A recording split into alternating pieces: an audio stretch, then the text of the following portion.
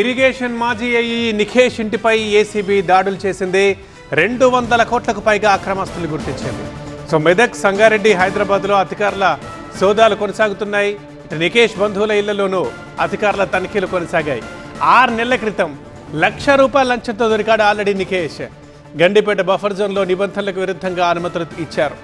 నిఖేష్ పేరిట 3 ఫామ్ హౌస్లు ఉన్నట్లు, 3 విల్లాలున్నట్లు తేలింది. 3 ఫామ్ హౌస్ల విలువ ₹80 కోట్ల ఉంటుందని సమాచారం. లంచం ఇస్తే చాలా మీ పని అయిపోతుంది. అది బఫర్ జోన్ అయినా, ఎఫ్టీలు అయినా సరే భవనాలు నిర్మించుకోవచ్చు మీరు. నిబంధనలకు పాత రేసి పర్మిషన్లు ఇచ్చిన ఓ అధికారి ఏసీబీకి చిక్కాడు. ఏకంగా 200 కోట్ల అక్రమాస్తులు సంపాదించినట్టు గుర్తించారు ఏసీబీ అధికారులు. లంచాలు తీసుకుంటూ అక్రమంగా నిర్మాణాలకు అనుమతులు ఇచ్చిన ఒక అధికారి అడ్డంగా దొరికిపోయాడు ఏసీబీకి. ఏసీబీ జరిపిన సోదాల్లో భారీగా ఆస్తులు బయటపడ్డాయి.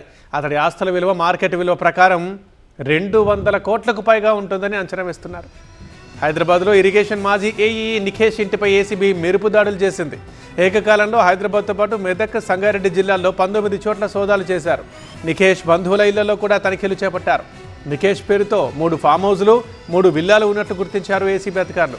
ఆ 3 ఫామ్ హౌస్ల విలువే 80 కోట్లు ఉంటుందని అంచనా వేస్తున్నారు. ప్రస్తుతం సస్పెన్షన్లో ఉన్నాడు నిఖేష్. గత మే నెలలో ₹1,00,000 లంచం తీసుకుంటూ అడ్డంగా దొరికిపోయాడు. ఓ భవన నిర్మాణానికి ఎన్ఓసీ ఇచ్చేందుకు ₹1,00,000 డిమాండ్ చేశాడు.